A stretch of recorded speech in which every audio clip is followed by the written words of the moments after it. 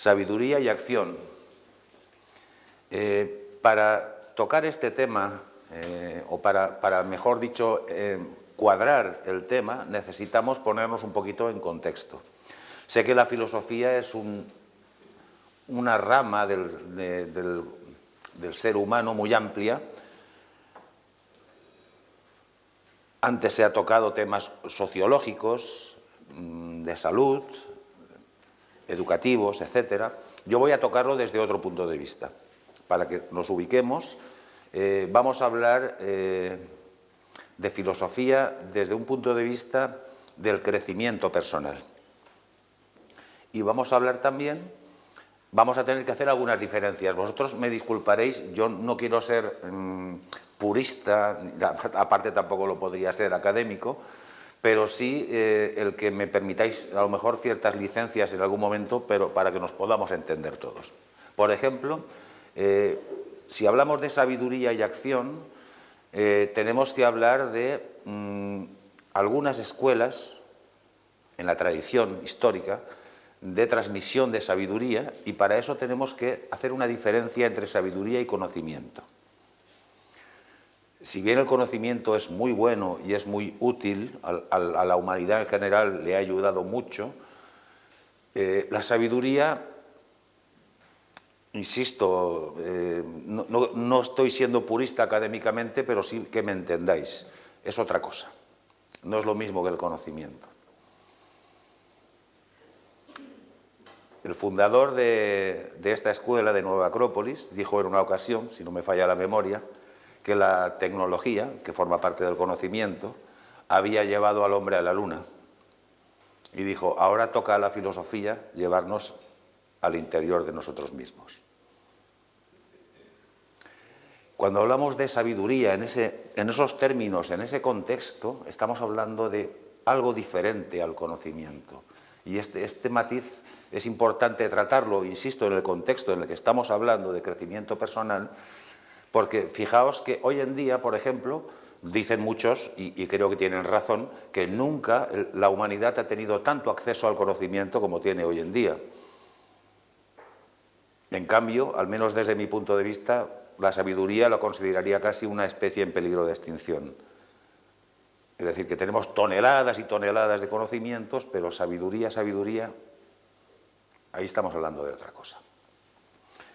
Entonces, por eso os digo que cuando hablamos de este tema, acción, o sea, sabiduría y acción, tenemos que ubicarlo de alguna forma, ¿sí? Podría decir, si bien es difícil explicar con palabras lo que es la sabiduría, podríamos decir que nosotros entendemos muchas cosas con la cabeza. Entendemos muchas cosas. Comprender con mayúsculas ya es otra cosa diferente. Las personas entendemos muchas cosas, pero ese entendimiento yo lo relaciono con la mente, y la sabiduría, la comprensión grande, la relaciono con la conciencia. Que estará de acuerdo conmigo el doctor, que ya hay muchos científicos que dicen que la mente y la conciencia son cosas diferentes. De hecho, la conciencia no se ha encontrado jamás. Jamás ningún neurocientífico ni ningún científico sabe decir exactamente dónde está la conciencia. Sigue siendo un misterio. Por cierto, así me hago publicidad como él de que yo también tengo una charla en YouTube del misterio de la conciencia humana. Es una broma. Pero bueno, yendo un poquito a este tema, y como os digo, me interesa mucho porque yo he descubierto cosas que para mí han sido muy interesantes en este sentido, y quiero compartirlas. No hay mayor placer para mí que cuando algo dices, ostras, esto es importante, poderlo compartir con otros seres humanos. Entonces, hablamos, como os digo, de sabiduría, no de conocimiento. En la escuela todos hemos aprendido muchos conocimientos, pero como os digo, la sabiduría es otra cosa diferente. De hecho, como muchos dicen, Sócrates probablemente era analfabeto desde el punto de vista de las letras, aunque no está claro tampoco al 100%, pero muchos dicen que sí, y en cambio era un gran sabio, que por cierto decía que solo sabía que no sabía nada. Pero el propio oráculo de Delfos, donde estaba la frase de conócete a ti mismo, dijo que era el hombre más sabio de su tiempo en Grecia. Y él dijo, bueno, yo no solo sé que no sé nada, pero me tendré que fiar de lo que dice el oráculo, no voy a ser impío, ¿no? Entonces, la pregunta con la que yo quiero arrancar una vez hecho este pequeño preámbulo es, ¿la acción contiene conocimiento? ¿Hay algún tipo de conocimiento que está intrínsecamente metido dentro de la acción? Porque el lema que tenemos en nuestra campaña este año es filosofía en acción. Pero esto de acción, de sabiduría y acción, viene de otra charla que yo di hace unos meses, que era la filosofía de la acción. O sea, la acción en sí misma contiene una filosofía, una búsqueda de un conocimiento. Ese es un poco el quid de la cuestión de lo que yo vengo a plantear. Fijaos que, como decía antes, hay elementos, podríamos decir que los conocimientos, por ejemplo, son almacenables, creo que estaremos todos de acuerdo, se pueden almacenar en la nube, en Internet, en un disco duro o en un libro. Los conocimientos son transferibles, o sea, yo en una clase puedo transferir una serie de conocimientos a otras personas, se los puedo traspasar. Pero la sabiduría ni es almacenable ni es transferible. O sea, yo no le puedo pasar a otro la sabiduría. Entonces, como veis, estamos hablando de otra cosa.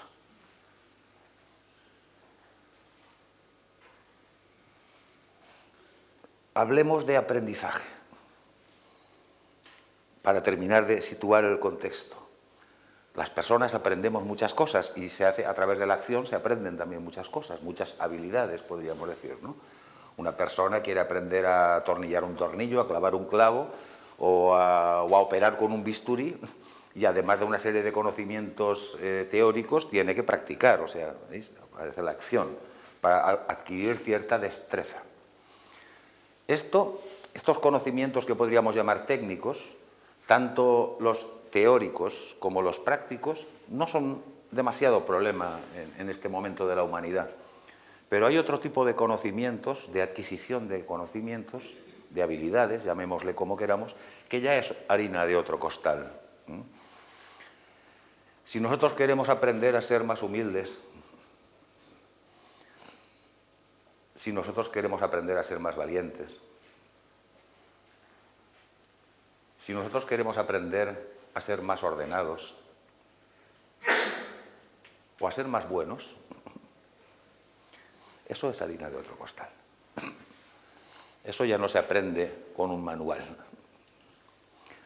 Si bien, insisto, y quiero que quede claro en toda la charla, que no desprecio en absoluto el conocimiento teórico, me parece una pata, por decirlo así, de donde asentarse, importante, menos mal que se han podido escribir libros y conocemos cosas que dijo Platón o que dijo Pitágoras, o que se recopila de Pitágoras u otros, ¿no? O Siddhartha Gautama, el Buda, menos mal. Pero la cuestión es si eso es suficiente. Yo que llevo ya pues también unos cuantos años estudiando y practicando la filosofía, he leído mucho, tengo un bagaje bastante grande en cuanto a cultura filosófica, pero me he dado cuenta en mí mismo y en otras personas que conozco también de muchos años en la filosofía, que una cosa es, insisto, lo que os decía antes, los conocimientos, y otra cosa es la sabiduría. Y eso me llevó a investigar, me tomo en serio estas cosas que a mí me importan mucho, me llevó a investigar mucho el tema, ¿no? ¿Por qué aquí en la cabeza tenemos tantas cosas y por qué luego somos capaces, a la hora de plasmar esas cosas, la cosa cambia? A lo mejor me equivoco, pero yo es lo que observo en mí mismo y en otros. Y en otras personas, buenas personas, insisto, buenas personas con cultura filosófica y que pretenden o quieren mejorar. Como dice el dicho popular, del dicho al hecho hay un trecho. Y en ese trecho, precisamente, quizá está el quid de la cuestión. Fijaos que la filosofía moderna o el concepto que tenemos ahora de filosofía desde los últimos siglos, que ha teorizado mucho y es muy abstrusa a veces en sus términos, muy intelectual, etcétera, etcétera, Es un apoyo también importante, la razón, el razonar, aprender a pensar. Pero, como dicen algunos, el ser humano, por ejemplo la Escuela de Praxeología o la Escuela de Economía de Viena, tiene un razonamiento, es un ser con un razonamiento imperfecto. Es decir, lo de la recta razón que decía Aristóteles es más un ideal que una realidad. Entonces, una de las cosas para las que nos puede servir la acción desde el punto de vista del crecimiento personal es para poner a cada uno en su sitio, para evitar las fantasías. Todos somos muy fantásticos, a priori todos podemos con todo. No hay problema, hay que hacer tal cosa, yo te lo hago. Pero luego, cuando llega la hora de la verdad, muchas veces nos damos cuenta de que no era lo mismo que nosotros habíamos pensado, no era tan fácil como nosotros habíamos presupuesto que era, etcétera, etcétera. Mira, cuando vayas a la entrevista de trabajo no te tienes que poner nervioso, ¿lo entiendes? Sí, lo entiendo perfectamente, pero luego la persona va a la entrevista de trabajo y se pone nervioso. Pues lo había entendido. Bueno, una cosa es que lo haya entendido y otra cosa es que lo sepa. Hay un autor muy interesante para mí que se llama Michael Polanyi, que era un físico químico, creo que húngaro, luego filósofo de la ciencia, creo que un hijo suyo fue premio Nobel, que era un tipo importante, que habló de dos aspectos del conocimiento desde el punto de vista más científico, pero por eso es muy interesante, porque hoy en día todo lo que es científico, queramos que no, pues tiene un caché, ¿no? Y él habló del aspecto del conocimiento técnico y del aspecto del conocimiento tácito o personal. Y eso tiene mucho que ver con lo que estábamos hablando antes del conocimiento teórico y la sabiduría. El conocimiento técnico es almacenable, es explicable y es transferible. El conocimiento tácito no es explicable muchas veces, por supuesto no es almacenable y no es transferible. Vamos a poner un ejemplo sencillo para que podamos entender de qué estamos hablando. Si alguno de los que estamos en la sala no sabe nadar, los que sabemos nadar empezaremos por decirle, si nadar es muy fácil. Solo tienes que relajarte y flotar en el agua. El tipo se tira a la piscina y se hunde. Bueno, no te preocupes, te vamos a dar un manual de cómo se nada. Mira, tienes que coger los brazos, hacer así, en un ángulo de 60 grados no sé cuántos, tantos newtons o julios de fuerza. Se tira a la piscina y se ahoga. ¿Y qué pasa entonces? ¿Por qué se hunde? ¿Por qué se ahoga?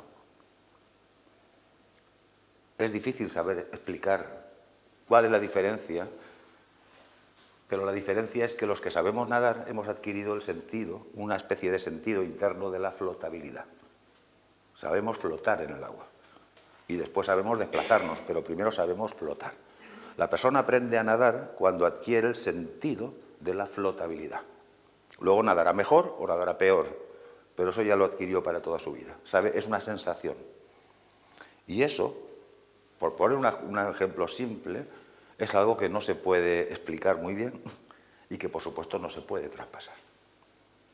Yo tenía un maestro, mi maestro más importante de artes marciales, filosóficas, que él nos decía, mira, yo no puedo enseñaros el poder interno, no puedo traspasaros el poder interno, solo puedo poneros en la situación de que vosotros podáis vivir eso. Pero ya veis que también a la hora de nadar, por poner un ejemplo, nadie le puede pasar a nadie así poniéndole la mano en la frente o dándole un manual o enseñándole una película o enseñándole nadando él, así solo no se puede. La persona tiene que hacer una serie de acciones, de ensayo y error, hasta que finalmente, clic, aparece un clic, que es el momento en que la persona se da cuenta de alguna manera en su conciencia, no en su mente, porque su mente lo entendía desde el primer momento, de que puede flotar. Y en ese momento cambia todo. ¿Lo veis en un ejemplo así de sencillo como este? Digo sencillo porque en la vida esto luego es transportable a muchísimas cosas. Esto es lo que hace también muchas veces que los seres humanos fracasemos mucho. Los seres humanos fracasamos mucho. Estamos hartos de ir a cursos y a cursillos y de autoayuda y de no sé qué, y léete este libro que es lo mejor que hay del mundo. Y uno dice, ¡ay, qué maravilloso es este libro! Pero al cabo de una semana estoy igual que estaba. Porque me están dando un tipo de conocimiento que solo es una parte del asunto. Me falta la otra parte. ¿Entendemos hasta aquí más o menos? Entonces, la acción quizás sea un componente, la otra cara de la moneda, que necesitemos para adquirir sabiduría. No estoy hablando de adquirir la sabiduría del Buda, ni nada por el estilo, sino una sabiduría humana, pero sabiduría es saber. Si yo sé nadar, sé nadar. No necesito explicarlo. Pasarán 20 años sin nadar, igual me tiraré a una piscina y flotaré. Es algo que ha adquirido tu conciencia. Es algo que sabes, no algo que entiendes, o que piensas, o que crees, es algo que sabes. A ese nivel me refiero. De sabiduría estábamos hablando de crecimiento personal, de crecimiento interior, y de toda la nube y montaña de datos que tenemos en la cabeza. Y hoy en día, insisto, bueno, uno se mete en internet y saca toneladas y toneladas de cómo conseguir lo que sea. Cómo ser usted más empático, cómo controlar el estrés, cómo controlar el miedo, toneladas de información.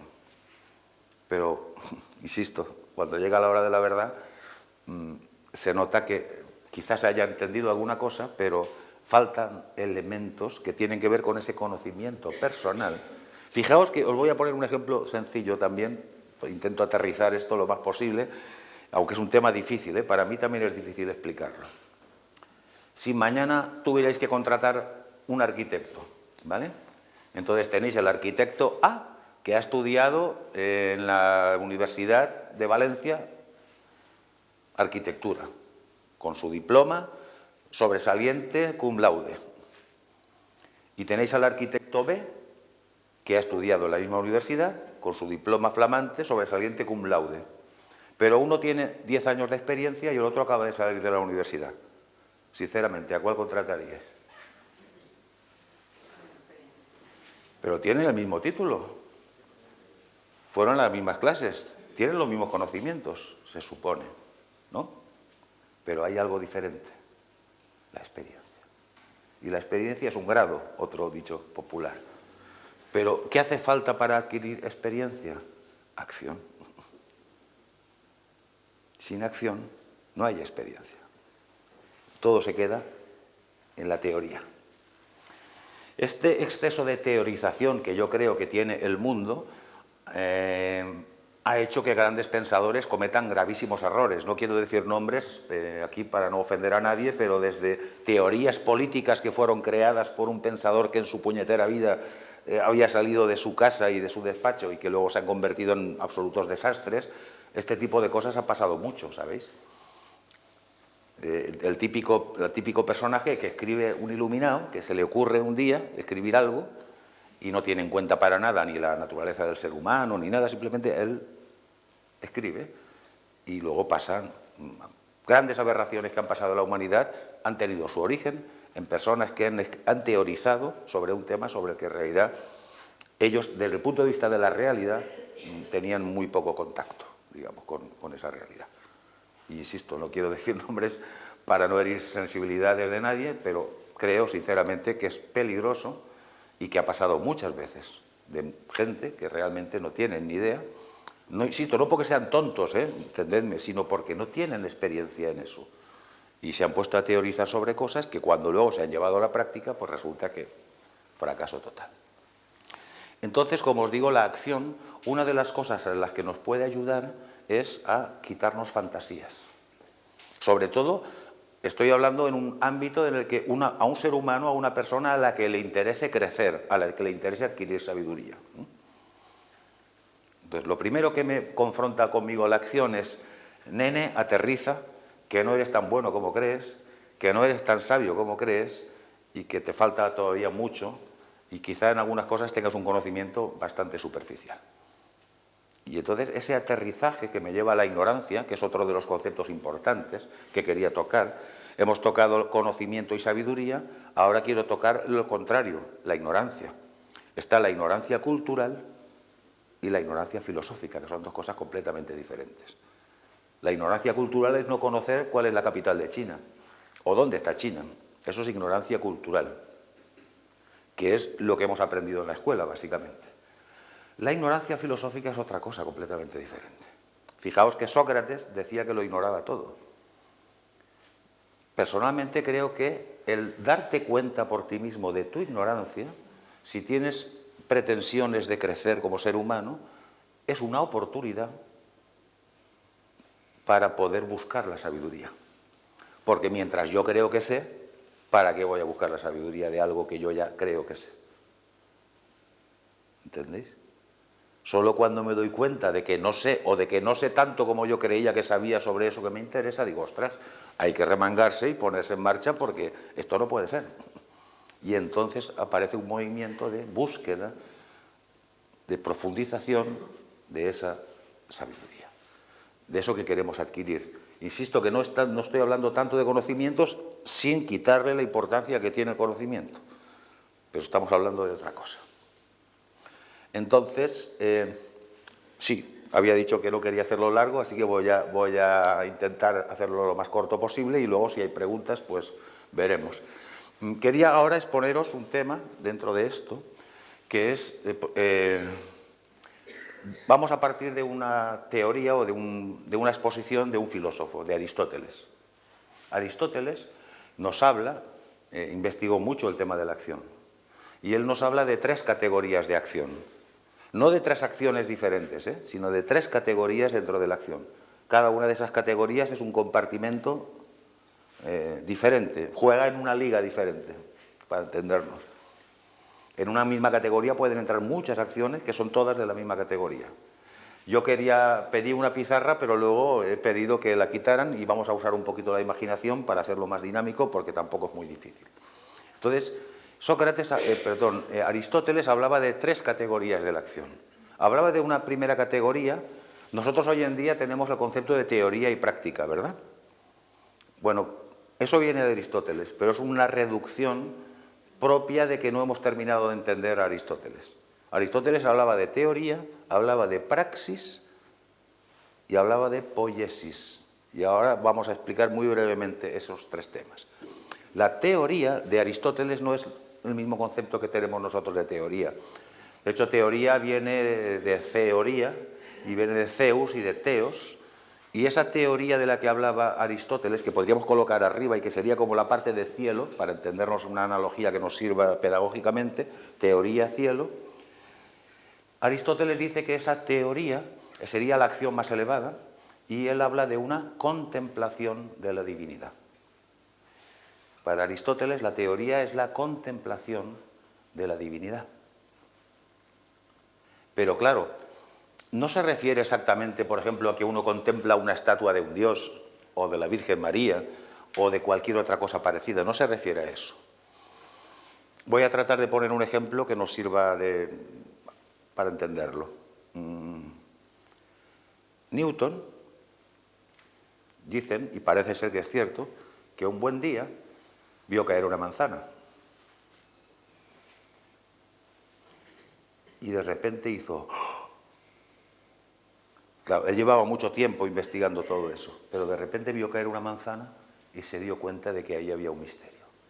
¿Por qué caen los cuerpos? Y descubrió la ley de la gravedad o de la atracción o como le queráis llamar. Eso es una ley natural, eso es una contemplación de la divinidad, ¿lo entendéis? Porque es una contemplación. ¿Cuánta gente antes de él no habrá visto caer manzanas? ¿Y qué? Todo el mundo que vio caer una manzana dijo, ¿eureka? Para nada. Él tuvo una revelación, un momento cumbre, una iluminación. No quizá la iluminación del Buda o del Cristo, pero sí un tipo de iluminación que le hizo por un momento contemplar algo que estaba delante de las narices de todo el mundo, pero que nadie había visto. ¿Entendéis? Eso sería teoría, por poner un ejemplo. Vámonos ahora del cielo a la tierra. Vamos al polo opuesto. En el polo opuesto de teoría, cielo, tenemos poiesis, y podríamos poner tierra. ¿Qué es esa palabreja poiesis? Poiesis es producción. Producción. La acción que está en la categoría, o las acciones que están en la categoría de poiesis o producción, son, desde mi punto de vista, el 99,9% de las acciones que hacemos los seres humanos. Es decir, yo hago una acción para producir algo, para conseguir algo. Yo fabrico zapatos, yo fabrico un barco, yo fabrico esta sala, pero esa acción a mí no me cambia por dentro. Puedo ser un zapatero muy habilidoso y ser muy tonto por dentro. Puedo ser un directivo de una multinacional y ser un ignorante ilustrado o un patán, a pesar de ser un directivo de una multinacional. ¿Entendéis que esas acciones no me transforman por dentro? Son solo habilidades que yo adquiero, más físicas o más intelectuales, pero que no me cambian por dentro. Desde el punto de vista de la sabiduría, ahí no pasa nada. Y eso es uno de los grandes problemas también de las contradicciones que tenemos en nuestro mundo. A veces decimos, ¿cómo puede ser, yo qué sé, que un tipo que tiene 3 carreras universitarias luego resulta que es un psicópata, o un asesino, o un violador, o un lo que sea? Es que 3 carreras universitarias no te garantizan ningún cambio interior. No lo garantizan, lo pueden producir, pero no lo garantizan, para nada. Todo eso son acciones. La mayoría de la gente estudia, la mayoría, no todos, estudia para sacarse un diploma y trabajar de eso que quieres trabajar. Entonces, esa es la acción más, no sé si decir vulgar, como lo menos más común. Digamos, más común es una acción de tierra donde yo hago algo, aprendo a hacer algo y lo hago, lo fabrico. Producción es fabricar algo. Algo más material o algo más inmaterial, pero fabrico algo. Y ya está. He puesto los dos polos para que veáis un poco, porque ahora vamos a atacar la parte del medio. La praxis de Aristóteles está en medio entre el cielo y la tierra, tiene un poco de las dos cosas. La praxis de Aristóteles es una acción cuyo objetivo es distinto del resultado material de esa acción.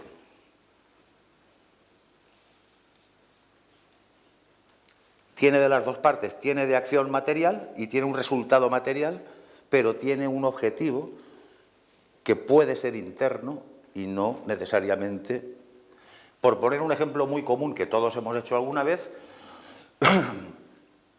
una persona sale a pasear y a lo mejor sale a pasear para tranquilizarse. Pero ¿ves? Pasear es un resultado físico, no sé si me explico. Tranquilizarse es un resultado psicológico, ¿no? Que pasear te pone en forma, para entendernos, no se renuncia al resultado exterior, pero hay un resultado interior fruto de esa acción, pero que no es directo, digamos, no es directo. Y ahora voy a tratar de poner algunos ejemplos de eso para que lo podamos entender. Porque esto en la tradición de las escuelas de transmisión de sabiduría se usaba bastante.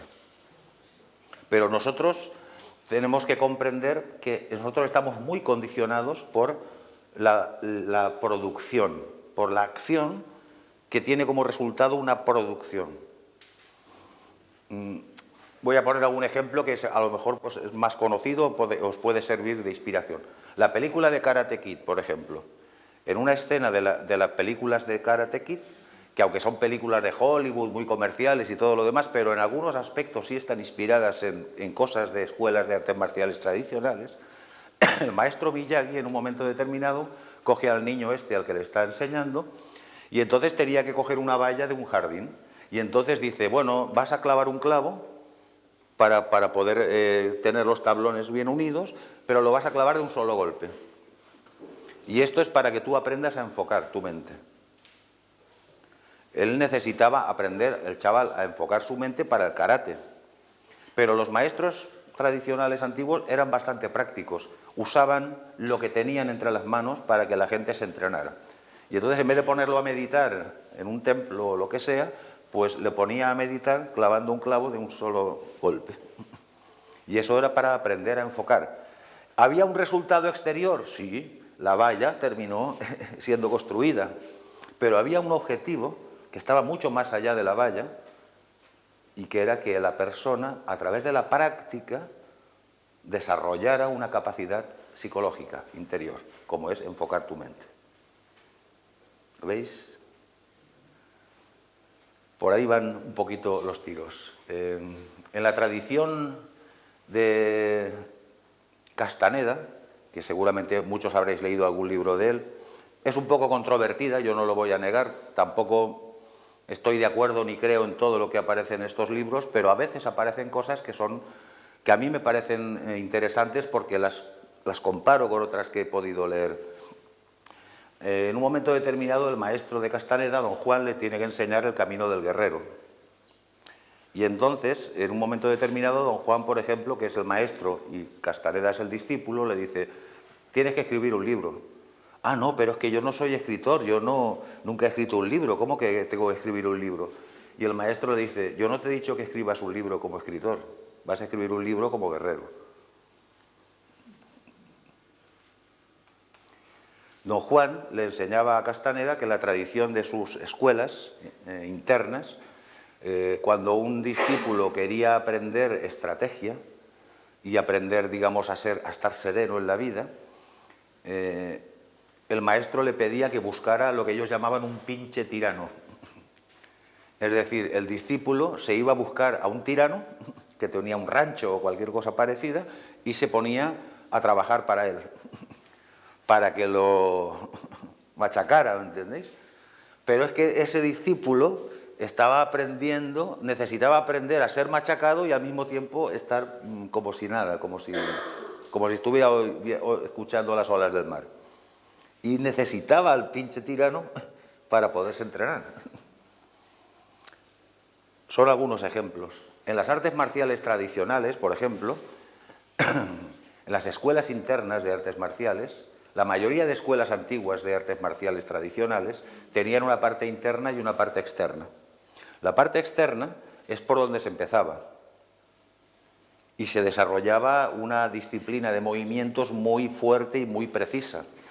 Y normalmente llegaba un momento en que el maestro le decía al discípulo, has llegado hasta aquí, ahora olvídate de todo lo que has aprendido, ahora te voy a enseñar otra cosa.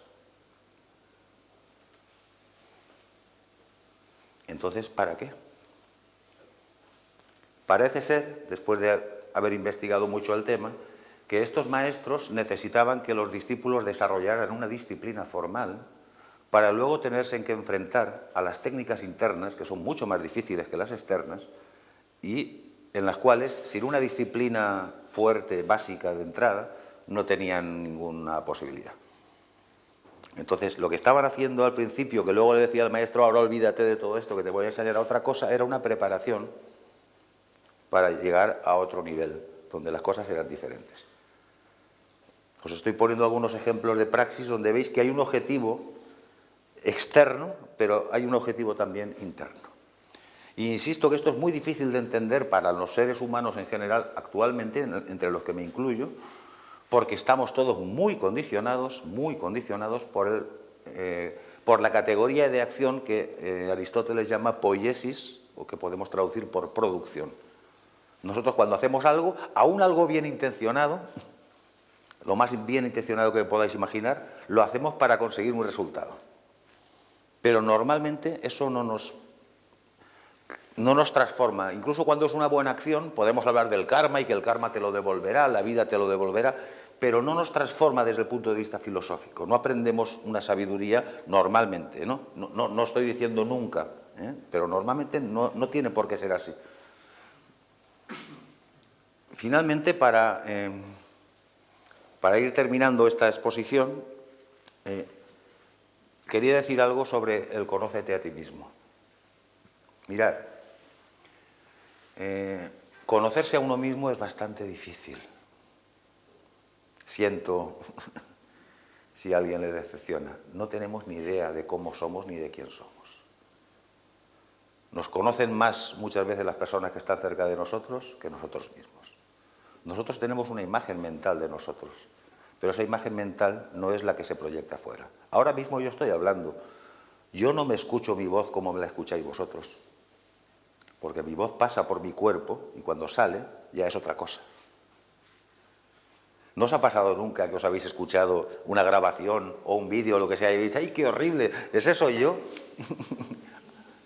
Creo que le ha pasado a todo el mundo. De hecho, hay muchísimos actores que no ven sus películas y muchos cantantes que no escuchan sus discos, aunque son grandísimos y son admirados, les da horror.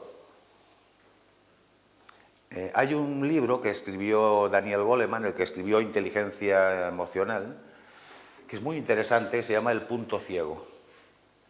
Y está basado en una historia científica que dice que se ha descubierto no hace demasiados años que en el iris del ojo, nosotros, el doctor me lo confirmará, tenemos pues toda una serie de células captadoras de la luz, etcétera, etcétera, ¿verdad? Por donde el ojo entra. Pero parece ser que hay una zona en el centro del iris que es ciega, que no hay neuronas, no hay células de ese tipo, como se llamen, que no capta la luz, que está ciega. Pero nosotros lo compensamos con la mirada bidireccional, etcétera, lo compensamos y no nos damos ni cuenta de que hay una parte de nuestros ojos que está ciego, aunque hay experimentos que lo demuestran. Y entonces Goleman, cogiéndose a esa idea, dice, ¿y si también a nivel psicológico los seres humanos tenemos puntos ciegos que no vemos?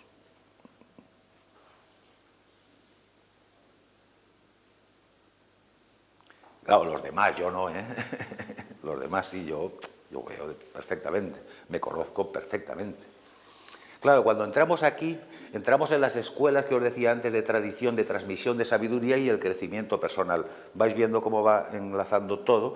¿Qué es lo que pasa si yo no veo mis defectos o algún defecto que yo tengo y no lo veo? ¿Qué es lo que pasa si llega un maestro o un buen amigo nuestro, alguien que nos quiere y nos dice un defecto que nosotros tenemos? ¿Cómo reaccionamos las personas? ¿Bien o mal? Sinceramente, seamos sinceros. Fatal. Una cosa es que lo digamos, otra que nos callemos, pero seguramente decimos, esta persona no tiene ni idea, no se entera de nada. O me tiene manía, o cualquier otra cosa parecida. Es normal, es que nosotros no lo vemos. Si no lo ves, ¿cómo vas a aceptarlo? Si yo dijera, José Manuel, ahí hay un pez de color amarillo, ¿no lo ves? Pues no lo ves, pues va a discutir conmigo porque no lo ve. Imaginaos que lo hubiera y él no lo pudiera ver. Diría, tú estás loco, ¿verdad? ¿Y qué pasa si nosotros no vemos un defecto nuestro? Porque sabéis que los demás sí lo ven. Y lo que es peor, la vida lo ve. Y actúa en consecuencia. Y de ahí viene muchas veces que decimos, qué mala suerte que tengo, Dios no me quiere, este gobierno no sé qué, siempre me salen las cosas de determinado tipo mal, ¿qué me pasa? ¿Por qué? Por ejemplo, vamos a poner algún ejemplo. Una persona que tiene muchos conflictos con mucha gente. Hay personas que tienen demasiados conflictos con demasiada gente. ¿Creéis que esa persona cree que él es conflictivo?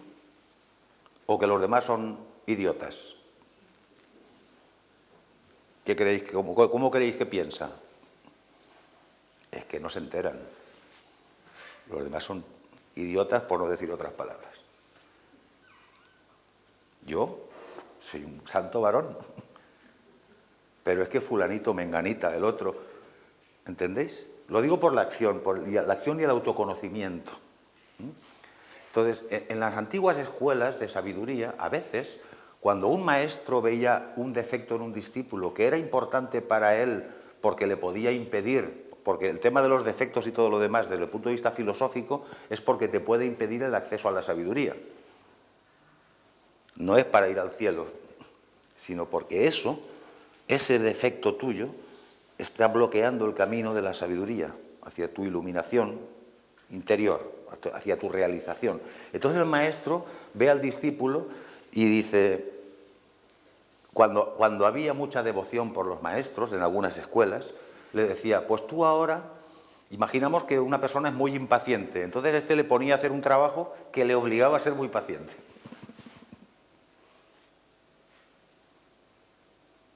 o era muy desordenado y como el otro amaba mucho a su maestro y su maestro le había mandado una misión, tenía que cumplirla. No había más narices. Y aunque fracasara una y otra vez, hasta que aprendía. Hay una historia también que está en el libro del Guerrero Pacífico. Algunos habréis visto quizá en YouTube la película. El libro está mejor, como casi todos los libros. Y bueno, resumiéndolo mucho, es un joven norteamericano, Dan Millman, que conoce a una especie de maestro zen, más o menos, un tipo muy misterioso al que él le llama Sócrates porque no conoce su nombre. Y entonces este Dan Millman, que es un atleta, hace atletismo, anillas y todo este tipo de cosas, él lo entrena y lo educa en la sabiduría. El otro cree que es muy listo porque va a la universidad y tiene muchos estudios, pero este le demuestra que en realidad está vacío.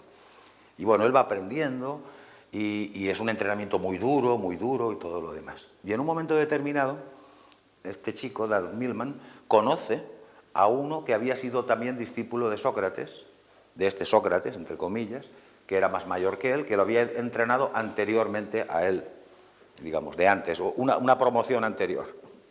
Entonces le pregunta, oye, ¿y tú, el maestro también es tan duro contigo físicamente como conmigo? ¿También te ponía las mismas pruebas atléticas que me pone a mí, esto y lo otro?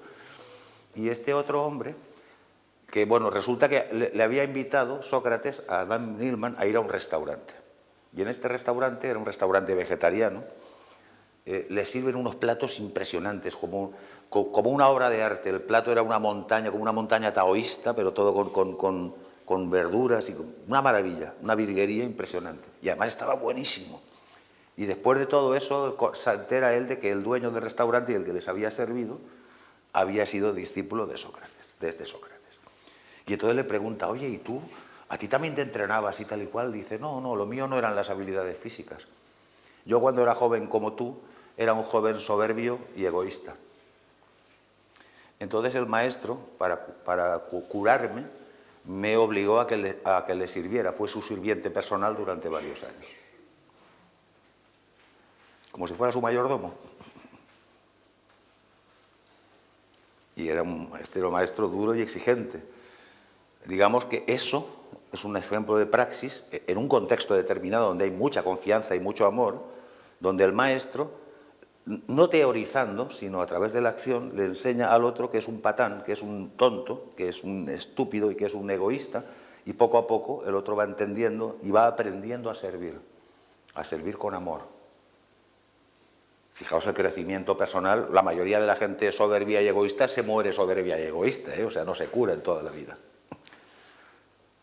Esto es lo normal, que una persona pase de ser soberbio y egoísta a ser servicial, amoroso y eficaz en lo suyo, en fin, hacer las cosas de una manera completamente diferente, no es fácil. Pero eso se realizó a través de una acción tipo praxis de la que yo les estoy hablando. Al maestro no le interesaba para nada tener un sirviente personal, ¿entendéis?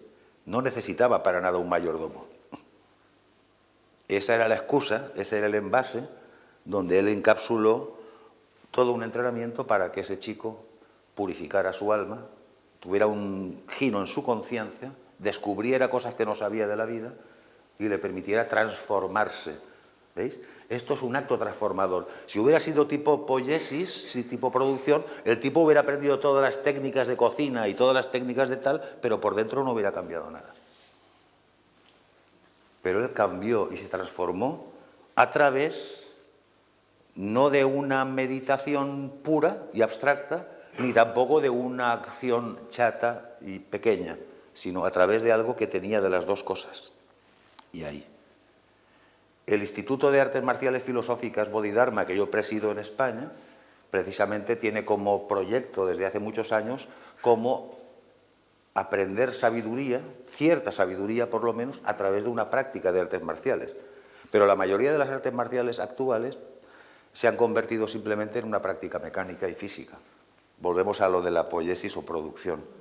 Y no en algo que buscó, en el pasado las artes marciales orientales buscaron un camino a través de una serie de prácticas que no tenían nada que ver en teoría con ese camino. Pero eso depende mucho del enfoque.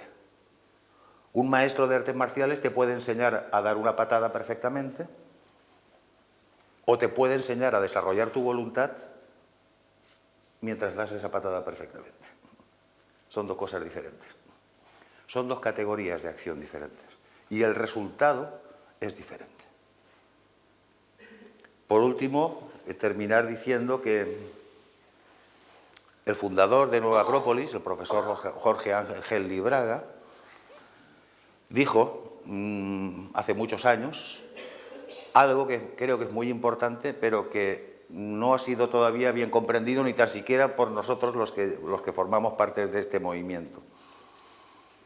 Y mi pretensión también era poderlo explicar un poquito por si nos puede ayudar. Él decía que cada acción que se hace en Nueva Acrópolis tiene que tener un aspecto exterior y también un aspecto interior. Tiene que servir para afuera y tiene que servir para adentro. Pero como nosotros estamos tan condicionados por la producción, muchas veces sirve para afuera, que es maravilloso. Quiero decir, si una persona hace un acto altruista por los demás, eso es maravilloso.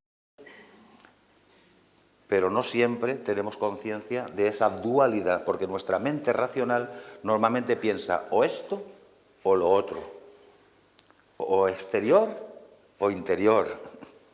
Entender una cierta mística en la acción, una cierta sacralidad en la acción que incluya lo exterior y la eficacia exterior y al mismo tiempo incluya el desarrollo de fuerzas del alma, el desarrollo de la conciencia donde yo me puedo dar cuenta de las cosas y de cómo funciona el mundo, eso es algo maravilloso y difícil a la vez. Platón ya decía que la filosofía se hacía en conjunto. ¿Sabéis por qué decía que la filosofía se hacía en conjunto? Porque cuando estás obligado a convivir con otros seres humanos, estás obligado a escuchar otros puntos de vista, estás obligado a descubrir que los seres humanos somos diferentes y parciales. A lo mejor yo también soy parcial, porque si los demás lo son, quizá yo también lo sea. A lo mejor los demás no se dan cuenta de sus defectos, a lo mejor yo tampoco me doy cuenta de los míos. Entonces, ¿veis cómo la filosofía en conjunto ayuda? No solamente el conjunto hace que seamos más fuertes, sino también ayuda a descubrir verdades de los propios seres humanos y de la vida en general. Por eso nosotros no creemos que para descubrir las verdades filosóficas necesitemos aislarnos del mundo e irnos a ningún lugar especial, monasterio, llamarlo como queráis. Que no digo que eso sea malo, pero nosotros partimos de una idea más, para mí, más profunda y más difícil, que es estar en lo sagrado, por un lado, de uno mismo, también en la intimidad de uno mismo, y al mismo tiempo estar en el mundo. Y insisto, esa fusión del cielo y de la tierra, eso sería lo que yo he podido entender de lo que es la praxis, de la que hablaba Aristóteles, y que, insisto, él la explicó, pero para aplicarse ese tipo de enseñanzas y de transmisión en casi todas las escuelas de transmisión de sabiduría, los pitagóricos, por poner un ejemplo, pues era una forma de enseñanza de transmitir la sabiduría esa que no se puede transmitir, pero si tú tienes suficiente confianza en mí, sí puedo ponerte en condiciones de que tu alma en algún momento entienda y diga, ostras, ahora me doy cuenta. Y hasta aquí. Muchas gracias, espero no haberme alargado mucho.